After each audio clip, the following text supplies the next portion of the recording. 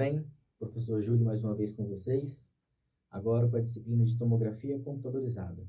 Hoje nós temos o primeiro módulo da disciplina e a primeira unidade.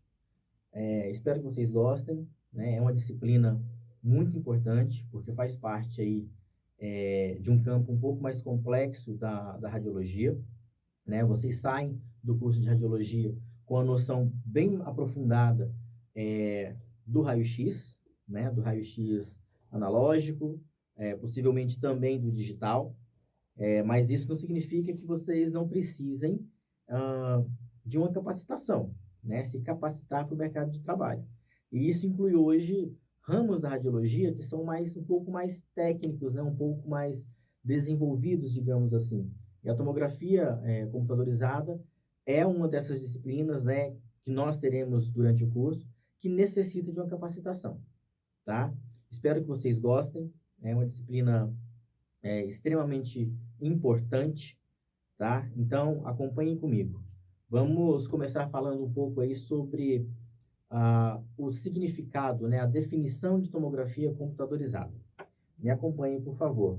De acordo com a definição, é um método de diagnóstico no qual são utilizados feixes colimadores muito finos de raio-x, acoplados a computadores que favoreçam imagens detalhadas de segmentos corporais. Durante o nosso curso, vocês aprenderam que a realização de uma imagem, né, por raio-x se dá através de um colimador, falando aí de um equipamento digital ou de um equipamento analógico. Então, você tem uma ampola de raio-x, um colimador, para gerar uma imagem por vez. Quando falamos da tomografia computadorizada, esse conceito ele muda um pouquinho. O conceito e o princípio, né, de realização dessa imagem. Por quê? Agora, nós temos, né, eventualmente, mais de um colimador, mais de uma ampola, para a realização de mais imagens dentro de uma sequência. Então, é importante que vocês entendam que na tomografia computadorizada, ao invés de se realizar uma única imagem, são realizadas várias imagens para que elas possam ser reagrupadas depois da melhor maneira possível. Então, para isso, é interessante, né, que vocês compreendam que há a presença de vários emissores de raio-x, né, e vários receptores para, né, calcular e computar as imagens que serão geradas. Hoje nós temos equipamentos de tomografia bem mais, né, evoluídos. A gente vai falar um pouquinho sobre esse processo de evolução da tomografia, né, como se deu esse processo evolutivo. Mas vale lembrar que no início, no princípio, né, a capacidade de realização de imagens não é como nós temos hoje, né? É óbvio que no início de tudo, dentro do histórico da realização aí dos exames, né, tomográficos, as imagens elas eram geradas uma a uma, né? A gente vai entender um pouquinho como isso acontecia, tá? Mas primeiro vamos falar aí sobre a finalidade, né? Onde que nós podemos utilizar a tomografia, além, é claro, da realização de uma imagem.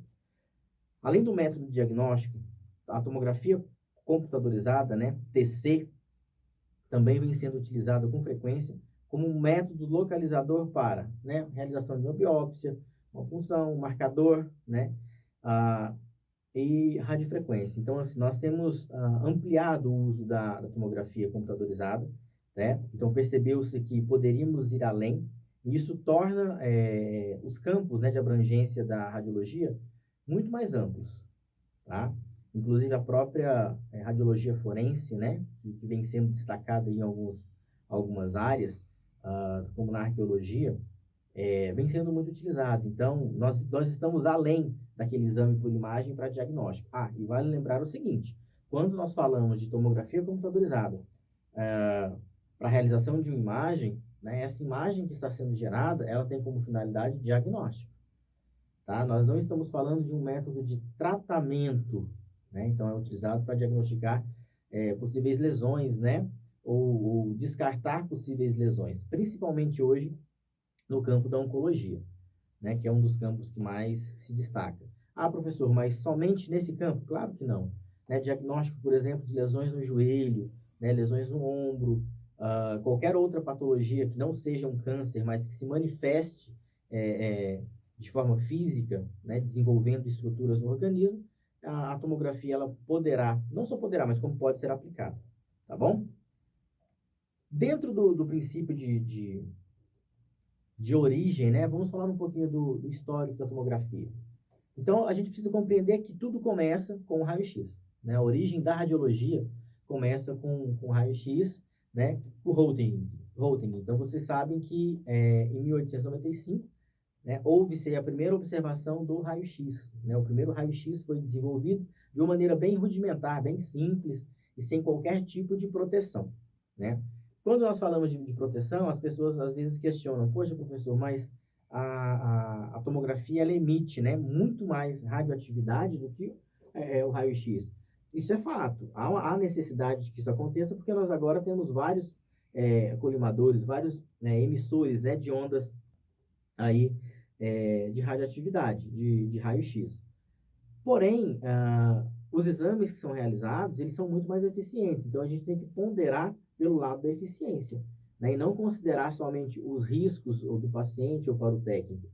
Vocês aprenderam desde o início, né, quando tiveram a disciplina de radioproteção, que se o técnico ele faz uso dos princípios de proteção, se ele se mantém dentro de um padrão, de uma distância segura, utilizando todos os EPIs que são necessários, né, óculos plumblífero, protetor de tireoide, mangote, o avental de chumbo, né, protetor de gônadas reprodutivas, ele não corre risco nenhum. O paciente, ele realiza o exame, tá, uma vez ou outra. É claro que alguns com maior frequência, né, que necessitam de um acompanhamento aí para que se tenha um histórico do desenvolvimento da patologia, né, verificar a progressão dessa patologia.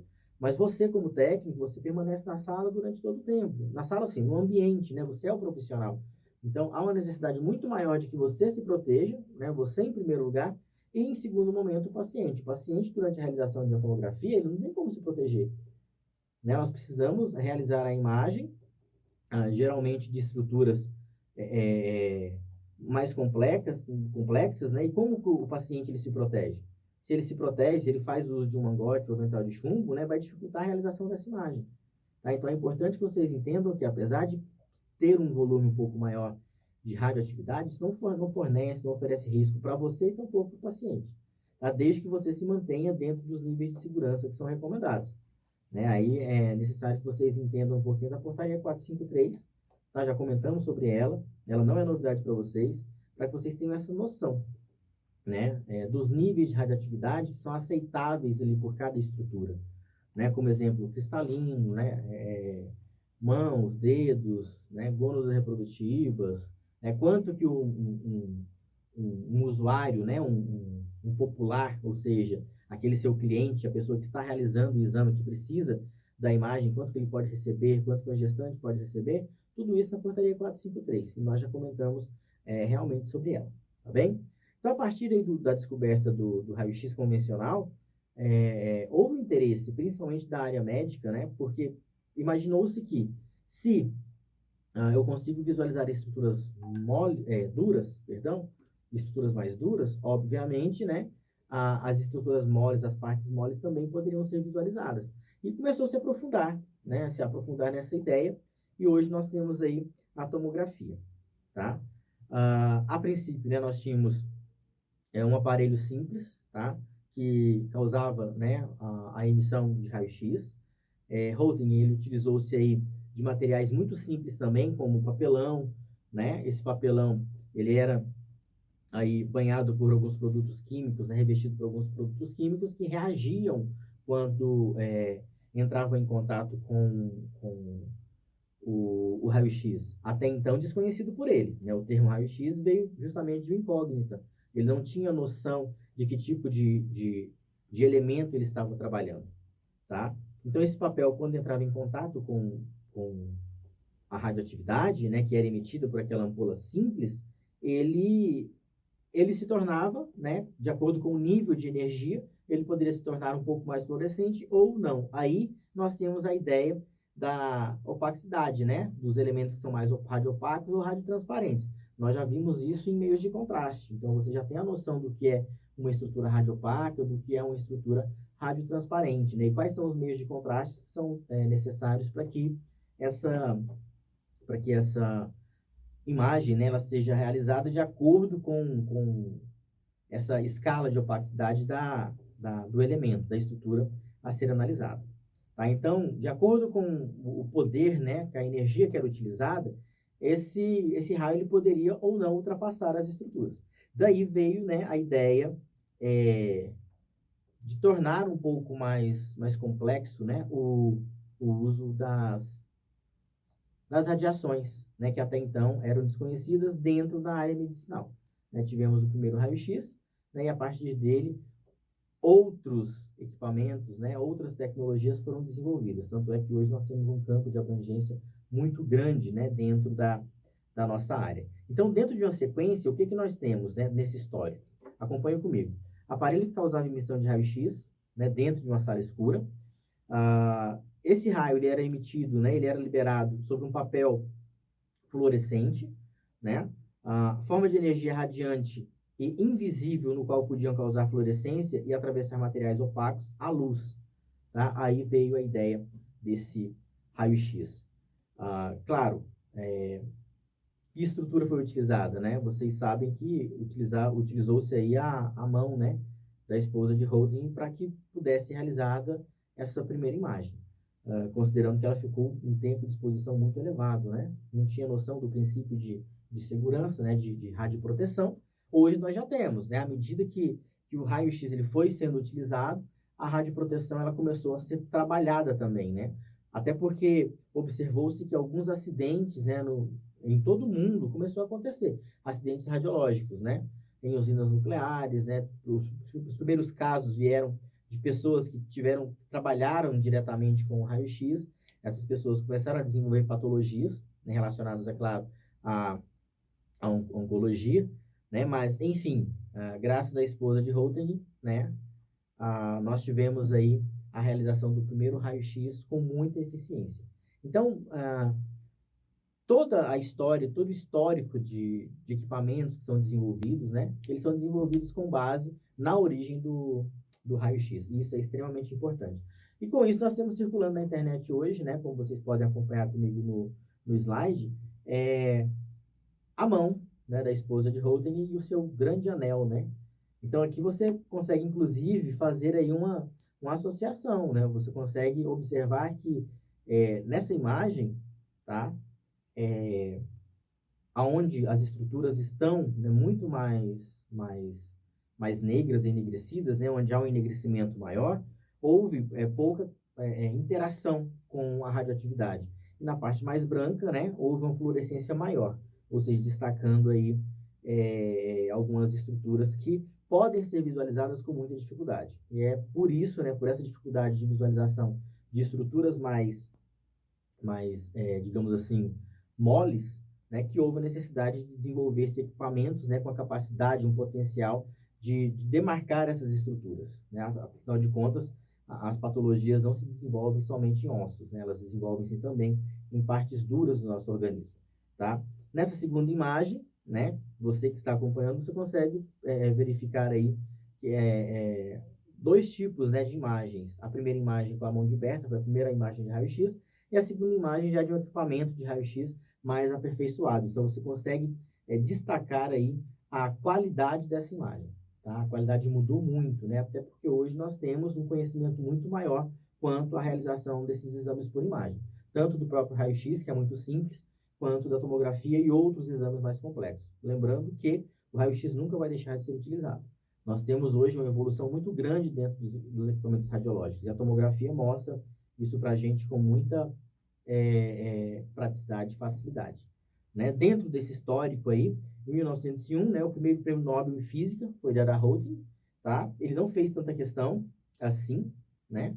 Porque ele entendia que tudo era para o bem da ciência, né? Tanto é que ele não quis patentear o raio-x, apesar de muitas pessoas terem, né, conversado, tentado mudar as ideias dele, ele não quis realizar a patente, porque ele entendia que aquilo era para o bem da humanidade. Realmente acabou sendo. Dentro do desenvolvimento do equipamento, né, de tomografia, o primeiro equipamento, isso se deu, né, a ideia formada e concretizada em 1972. 72 anos após aí a descoberta do raio-x, tá? Um físico também, então, com certeza ele entendia muito de física das radiações. Já em 1972 já se tinha mais conhecimento, né? Até porque o raio-x desenvolvido por Röntgen, criado, né? Descoberto, perdão, por Röntgen, ele acabou sendo trabalhado, estudado e pesquisado, dando uma abertura para que em 1972, né? O físico Godfrey Roosevelt, né? Nós temos aí, inclusive, a escala Roosevelt, e o médico Cormack inventaram aí o primeiro tomógrafo, né? Simples, muito simples, né? Então, com um único colimador, né? Um único receptor aí desse raio para a formação da imagem. Então, assim, o tempo de realização dessa imagem, né, é muito mais demorado, tá? A estrutura do equipamento também é muito mais simples, né? Então, acompanhem as imagens que nós temos aí, que mostra, né, como era o primeiro tomógrafo. Aqui são os dois criadores do primeiro tomógrafo, tá? E você pode observar que a imagem está sendo realizada na perna, né? Na perna de Roosevelt. Após, né, você tem a segunda imagem com um tomógrafo um pouquinho mais complexo, porém simples, né? Você percebe que o indivíduo não consegue adentrá-lo, né? Mas nós já temos a ideia da mesa, né? E a ideia da estrutura que realiza aí a imagem, né? Que realiza os cortes que são necessários para a imagem, tá bom? Nós vamos ficando por aqui, né? Vocês entenderam um pouquinho sobre a origem, né? A evolução, como foi criado o primeiro tomógrafo. Espero que vocês tenham gostado e voltamos em um próximo encontro. Muito obrigado.